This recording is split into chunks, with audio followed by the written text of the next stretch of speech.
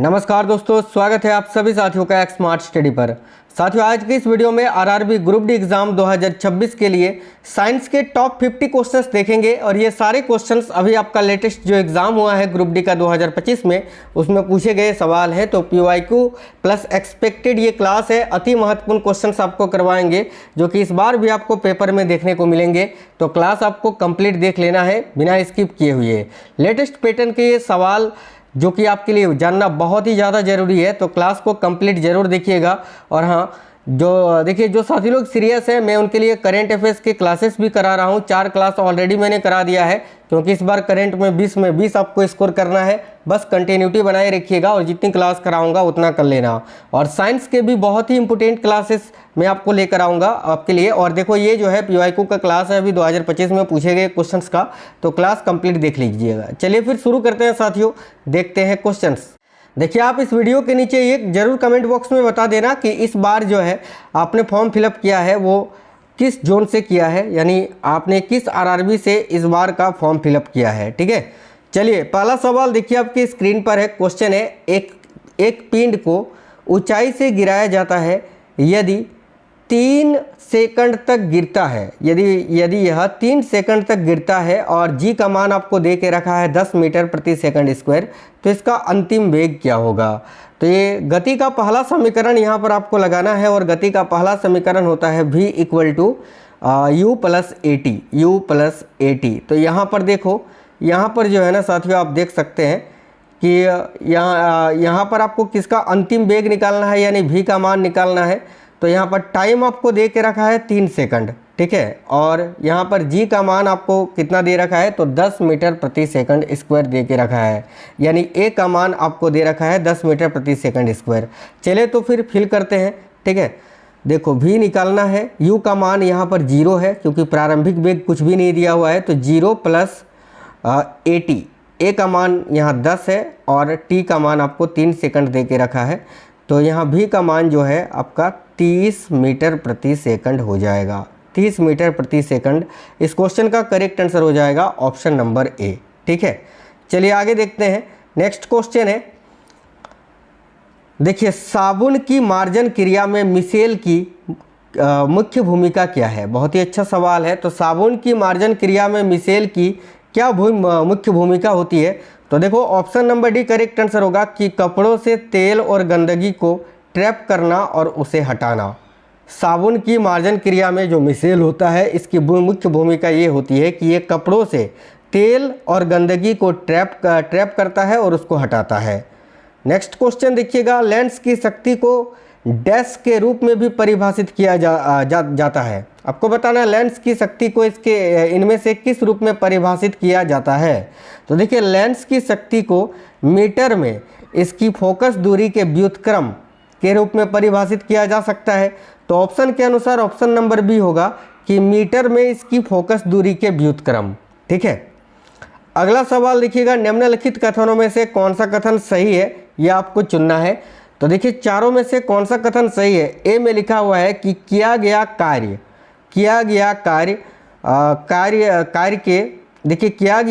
के बल धनात्मक ही हो सकता है। ऐसा कोई ज़रूरी नहीं है कि धनात्मक ही हो सकता है, ऋणात्मक भी हो सकता है, शून्य काम भी हो सकता है।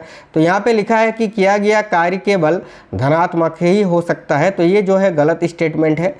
बी में लिखा हुआ है किया गया कार्य के बल ऋणात्मक ही हो सकता है, ऐसा भी नहीं है कि केवल ऋणात्मक ही होगा। ऑप्शन नंबर सी में लिखा है किया गया कार्य बल की दिशा के आधार पर धनात्मक या ऋणात्मक हो सकता है, ये बिल्कुल सही है ऑप्शन नंबर सी। बाकी डी में लिखा है किया गया कार्य बल तथा बल या विस्थापन पर निर्भर नहीं करता है, जो कि बिल्कुल गलत लिखा हुआ है क्योंकि ये बल और विस्थापन निर्भर करता है। तो ऑप्शन नंबर सी सही है, ऑप्शन नंबर सी इस क्वेश्चन का करेक्ट आंसर होगा। निम्नलिखित में से किसका उपयोग बिलियन की सांद्रता को व्यक्त करने के लिए नहीं किया जाता है बताना है। तो देखिए इनमें से किसका उपयोग बिलियन की सांद्रता को व्यक्त करने के लिए नहीं किया जाता है। ऑप्शन नंबर ए में है कि बिलियन का द्रव्यमान आयतन प्रतिशत, ये तो किया जाता है। किसी बिलियन का द्रव्यमान और द्रव्यमान प्रतिशत, ये भी किया जाता है। इसके अलावा बिलियन का आयतन द्रव्यमान प्रतिशत ये नहीं किया जाता है साथियों, देखिएगा। ठीक है, बिलियन का आयतन द्रव्यमान प्रतिशत जो है ये बिलियन की सांद्रता को व्यक्त करने के लिए नहीं किया जाता, याद रखना। बाकी देखिए बिलियन का आयतन और आयतन प्रतिशत भी किया जाता है। तो ऑप्शन नंबर सी इस क्वेश्चन का करेक्ट आंसर होगा, क्योंकि पूछा था कि इनमें से किसका उपयोग बिलियन की सांद्रता को व्यक्त करने के लिए नहीं किया जाता है। चलिए अगला सवाल है, अस्थमा मुख्यतः श्वसन तंत्र के किस भाग को प्रभावित करता है। तो देखिए अस्थमा जो है ना ये किस भाग को प्रभावित करता है श्वसन तंत्र के, तो ऑप्शन नंबर सी करेक्ट होगा, ब्रोंकी और ब्रोंकियोल्स को, यानी करेक्ट आंसर होगा option number C. Next question है, निम्नलिखित में से कौन सी धातु सक्रियता श्रेणी के मध्य में निष्कासित की जाती है। तो सक्रियता श्रेणी के मध्य में निष्कासित की जाने वाली जो धातु है, धातु ही पूछा है ना, हाँ धातु है, वो कौन सी है। तो देखिए सक्रियता श्रेणी के मध्य में निष्कासित की जाने वाली जो धातु है वो है लोहा, आयरन। लोहा इस क्वेश्चन का करेक्ट आंसर होगा साथियों, ऑप्शन नंबर डी।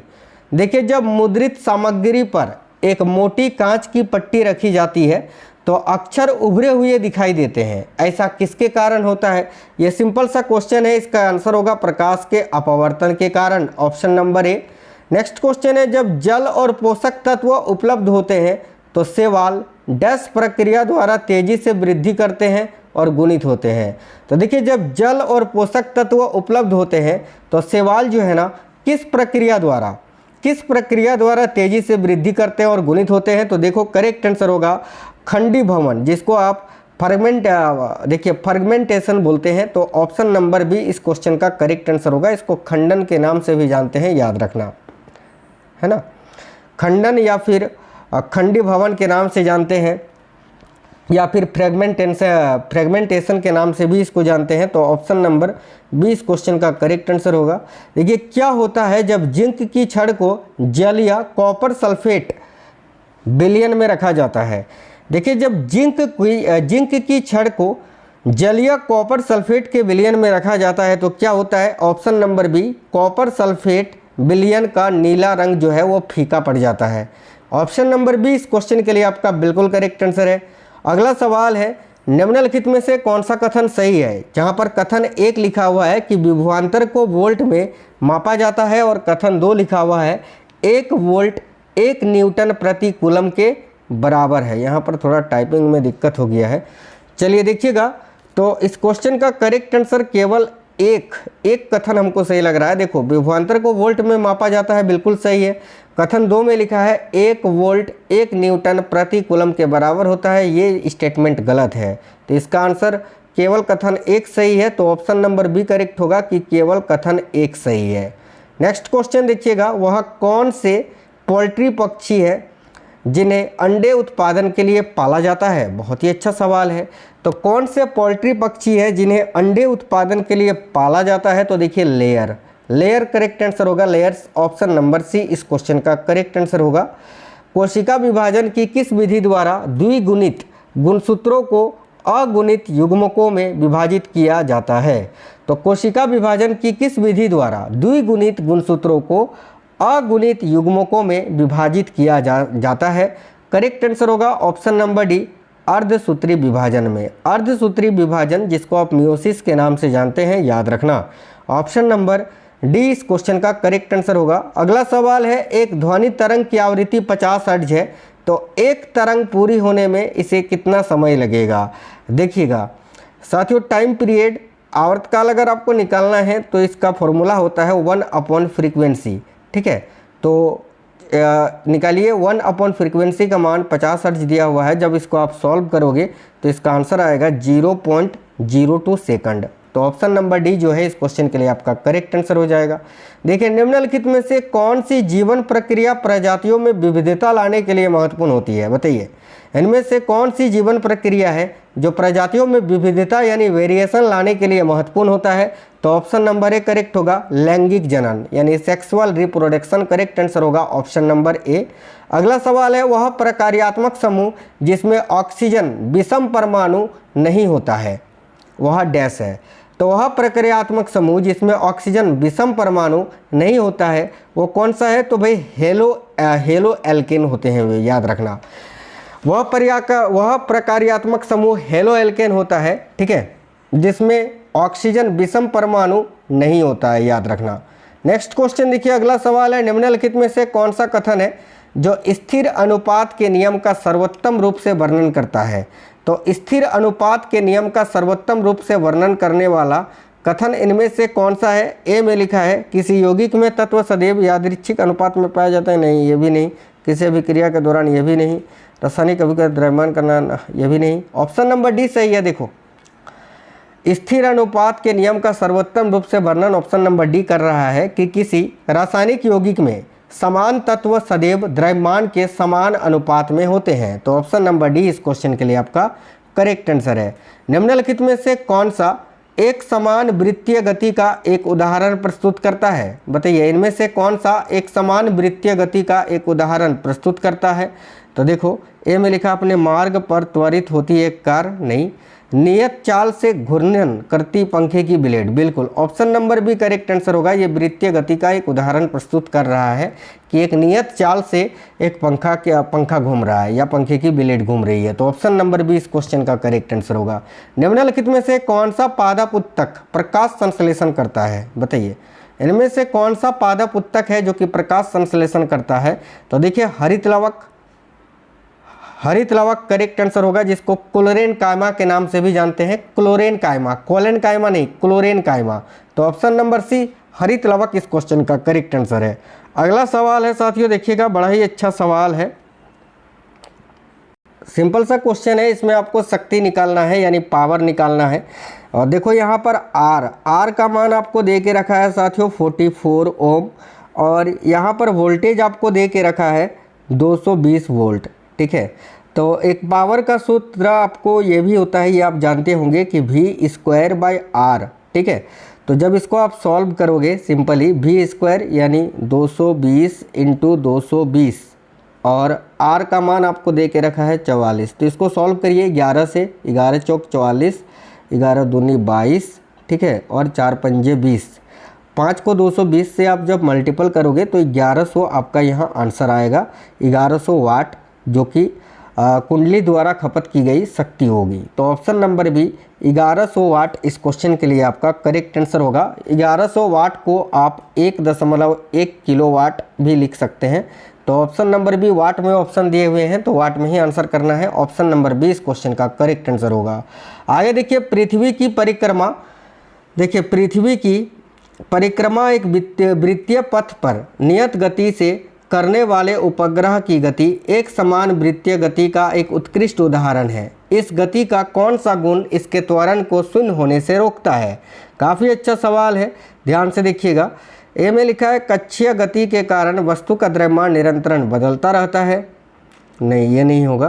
देखो, ऑप्शन नंबर डी इसका सही है कि गति की दिशा प्रत्येक बिंदु पर निरंतर बदलती रहती है, अर्थात वेग जो है आपका परिवर्तित हो रहा है। तो ऑप्शन नंबर डी इस क्वेश्चन के लिए करेक्ट आंसर होगा। नेक्स्ट है, क्या होता है जब एक नेपथिलीन बॉल को खुली जगह में धातु की प्लेट में जला दिया जाता है? ऑप्शन नंबर डी करेक्ट है, यह धातु की प्लेट पर काले कज्जली निक्षेप के साथ पीली ज्वाला के साथ जलता है। ऑप्शन नंबर डी करेक्ट है। अगला है, प्रजनन के दौरान डीएनए प्रकृति बनाना क्यों महत्वपूर्ण है? तो प्रजनन के दौरान डीएनए प्रतिकृति बनाना क्यों महत्वपूर्ण होता है? तो प्रजनन के दौरान डीएनए प्रतिकृति बनाना महत्वपूर्ण होता है किसके लिए? तो लक्षणों की वंशागति के लिए। Option number D correct answer है। निम्नलिखित में से कौन सा विकल्प है जो मछली संवर्धन, ठीक है, यानी कल्चर फिशरी शब्द का सर्वोत्तम रूप से वर्णन करता है? तो ऑप्शन नंबर सी मछलियों का पालन।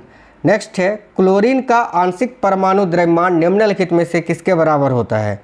ध्यान से देखिएगा, क्लोरीन का जो आंशिक परमाणु द्रव्यमान होता है वो किसके कारण होता है पूछा है? तो समस्थानिकों की उपस्थिति के कारण, याद रखना, समस्थानिकों की उपस्थिति के कारण। नेक्स्ट क्वेश्चन है साथियों, जीवों में लैंगिक जनन के संबंध में सही विशेषण का चयन करिए। आरआरबी ग्रुप डी CVT 1 27 नवंबर के सेकंड शिफ्ट के पूछे गए सवाल हैं। तो जीवों में लैंगिक जनन के संबंध में सही विशेषता का चयन करना है आपको, जहां पर ऑप्शन नंबर डी में सही लिखा हुआ है कि यह संतति में 2 माता पिता के डीएनए को संयुक्त करता है। ऑप्शन नंबर डी सही है। अगला है मटर का पौधा अन्य पौधों पर चढ़ने के लिए किस संरचना का उपयोग करता है? देखिए करेक्ट आएगा ट्रेंडिल्स का यानी प्रतान का, तो ऑप्शन नंबर डी करेक्ट होगा। अगला सवाल है क्रिकेट खिलाड़ी तेज गति से आती गेंद को पकड़ते समय अपने हाथों को पीछे की ओर क्यों खींच लेता है?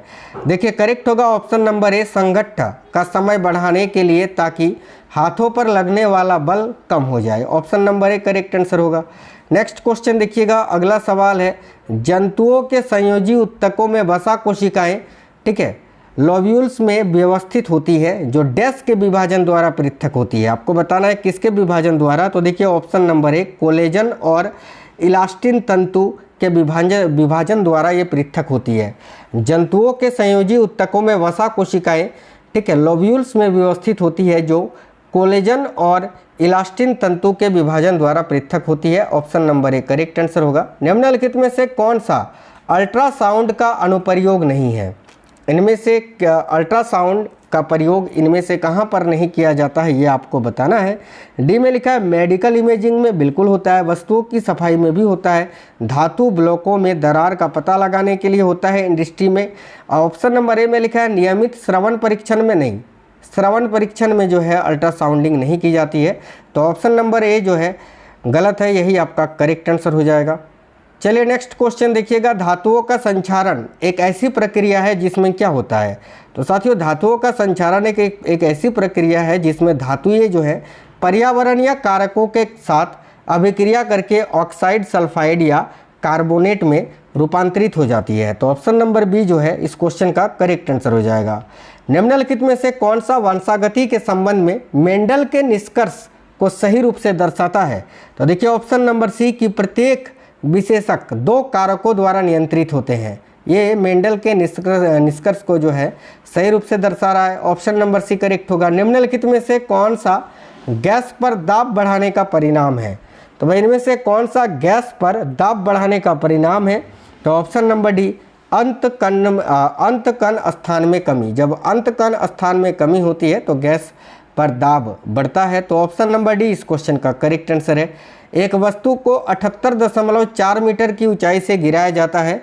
भूतल तक पहुंचने में उसके द्वारा लिया गया ज्ञात समय ज्ञात कीजिए, जहां पर जी का मान आपको दे रखा है साथियों यहाँ पर 9.8 मीटर प्रति सेकंड स्क्वायर। ठीक है, तो सिंपली इसको आप निकाल सकते हैं गति के द्वितीय समीकरण से। गति का दूसरा समीकरण होता है S = ठीक है U + ½ AT²। इस फॉर्मूले से आप इसको आसानी से निकाल सकते हो। सिंपली कोई भी ऐसा इशू नहीं है कि इसको आप निकाल नहीं सकते हो, सिंपली निकाल लेना। अभी अगर मैं बताने जाऊं तो ये बहुत ही ज़्यादा लंबा हो जाएगा। देखो 4 सेकंड जो है इसका आंसर निकल के आएगा, आप निकाल लेना, इजीली इसको निकाल सकते हो।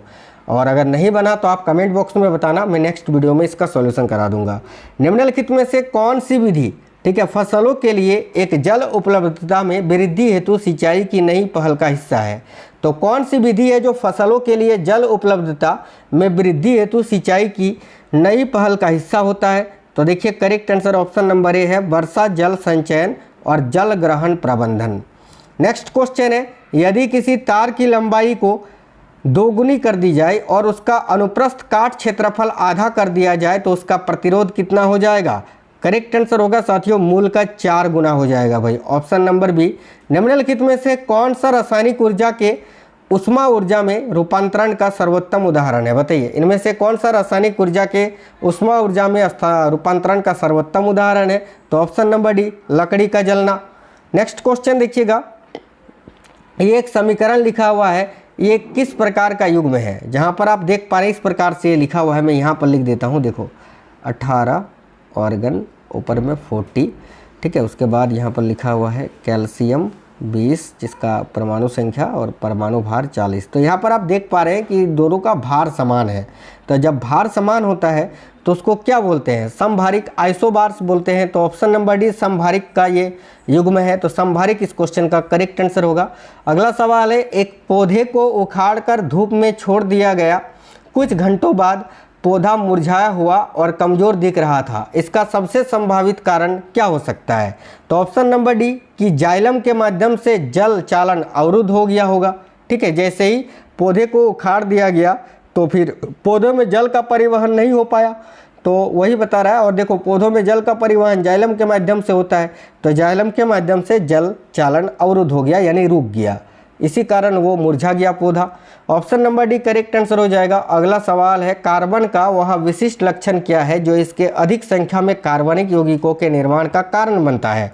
देखो करेक्ट आंसर होगा ऑप्शन नंबर डी, चतुसंयोजकता और श्रृंखलन दोनों ही। Option number D correct answer होगा। अगला सवाल है अयस्क से, देखिए अयस्क से अपअयस्क यानी गैंग्स को हटाने के लिए उपयोग की जाने वाली प्रक्रियाएं अपअयस्क और अयस्क के किन गुणों के बीच अंतर पर आधारित होता है। Option number B correct answer होगा, रासायनिक या भौतिक गुणों के बीच अंतर पर। तो ऑप्शन नंबर बी करेक्ट होगा, रासायनिक या भौतिक गुणों के बीच अंतर पर। हाइड्रोक्लोरिक एसिड के साथ धातु सोडियम कार्बोनेट और सोडियम बाइकार्बोनेट की अभिक्रिया के बीच क्या समानता होती है। तो इनमें समानता यही होती है कि दोनों में सोडियम क्लोराइड बनता है, दोनों में जो है NaCl बनेगा। तो option number D correct answer होगा। निम्नलिखित में से कौन सा विकल्प है जो पदार्थ के मापनीय गुण और उसकी SI इकाई के संदर्भ में सुमेलित है। देखिए कौन सा एक सही जोड़ा है यही आपको बताना है। यहाँ पर दाब का मात्रक पास्कल होता है, न्यूटन नहीं। तापमान का कैलोरी नहीं होता है, ये आपका गलत लिखा हुआ है केल्विन की जगह पर। यहाँ पर देखिएगा आयतन का घन सेंटीमीटर नहीं होता है, घनत्व का किलोग्राम प्रति घन मीटर होता है, ये सही है। ऑप्शन नंबर डी करेक्ट होगा कि घनत्व का जो मात्रक होता है SI मात्रक वो किलोग्राम प्रति घन मीटर होता है। Option number D correct answer हो जाएगा। उत्तल लेंस को अभिसारी लेंस भी कहा जाता है क्यों। तो बताइए उत्तल लेंस को अभिसारी लेंस क्यों कहा जाता है। देखिए ऑप्शन नंबर ए, यह समानांतर किरणों को एक बिंदु पर केंद्रित करती है भाई, इसीलिए इसको अभिसारी लेंस भी कहा जाता है उत्तल लेंस को। अगला सवाल है सांद्र सल्फ्यूरिक अम्ल को निर्जलीकरण कारक माना जा सकता है क्योंकि यह निम्नलिखित में से किससे जल को हटाता है। तो ऑप्शन नंबर डी करेक्ट होगा, ग्लूकोज से जल को हटाता है। नेक्स्ट क्वेश्चन है एक कोशिकीय जीव का समान, देखिए एक कोशिकीय जीव का समान आनुवांशिक सामग्री वाले दो बराबर संतति कोशिकाओं में विभाजन को निम्नलिखित में से क्या कहा जाता है। Option number C correct answer हो जाएगा, इसी को तो बाइनरी विखंडन कहा जाता है। नेक्स्ट क्वेश्चन है किसी जीव में कोशिका भित्ति का स्थान क्या होता है। तो किसी भी जीव में कोशिका भित्ति कहाँ पर होता है, सिंपल सा क्वेश्चन है। ऑप्शन नंबर सी किसी पादप कोशिका में प्लाज्मा झिल्ली के ठीक बाहर वाली झिल्ली, है ना। नेक्स्ट क्वेश्चन देखिएगा अगला है निम्नलिखित में से किस कारक में, देखो किस कारक में वृद्धि से चालक का प्रतिरोध बढ़ेगा, बताना है। निम्नलिखित में से किस कारक में वृद्धि से चालक का प्रतिरोध बढ़ेगा। ए में लिखा है चालक का तापमान में, हाँ इसमें तो बढ़ेगा। चालक की लंबाई में भी बढ़ेगा, ठीक है। चालक की लंबाई, चालक के अनुप्रस्थ काट का क्षेत्रफल में नहीं बढ़ेगा। तो 1 और 2 जहाँ भी है ऑप्शन नंबर डी में 1 और 2 है, तो 1 और 2 दोनों करेक्ट आंसर हो जाएगा ऑप्शन नंबर डी। अगला सवाल है न्यू कार्टेशियन साइन कन्वेंशन के अनुसार यदि प्रकाश की किरण वस्तु से लेंस तक जाती है तो वस्तु हमेशा इस प्रकार रखी जाती है कि, आपको बताना है साथियों कि न्यू कार्टेशियन साइन कन्वेंशन के अनुसार यदि प्रकाश की किरण वस्तु से लेंस तक जाती है तो वस्तु हमेशा किस प्रकार रखा जाना चाहिए। तो देखिए ऑप्शन नंबर बी, वस्तु जो है लेंस के बाई ओर हो, वस्तु लेंस के बाई ओर रखी जानी चाहिए। ऑप्शन नंबर बी इस क्वेश्चन का करेक्ट आंसर हो जाएगा। तो साथियों ये साइंस के क्वेश्चंस थे, टॉप 50 क्वेश्चंस आपने इस वीडियो में देखा जो कि बड़े ही इंपॉर्टेंट सवाल थे। उम्मीद करते हैं आपको वीडियो पसंद आई है। क्लास अगर पसंद आया है तो वीडियो को लाइक ज़रूर करिएगा और अपने दोस्तों के साथ शेयर करना। मैं करंट अफेयर्स के बहुत ही इंपॉर्टेंट सेशन करवा रहा हूँ, उन क्लासों को अगर आपने नहीं देखा है तो जाकर देख लेना। तो वीडियो को लाइक शेयर जरूर करिएगा। मिलेंगे आपसे नेक्स्ट वीडियो में। और हाँ, कमेंट बॉक्स में बताना आपने किस आरआरबी से इस बार का फॉर्म फिलअप किया है। वीडियो के डिस्क्रिप्शन में आपको नए व्हाट्सएप चैनल और टेलीग्राम चैनल का लिंक मिलेगा, उसको जरूर ज्वाइन कर लेना। मिलते हैं नेक्स्ट वीडियो में। जय हिंद, वंदे मातरम।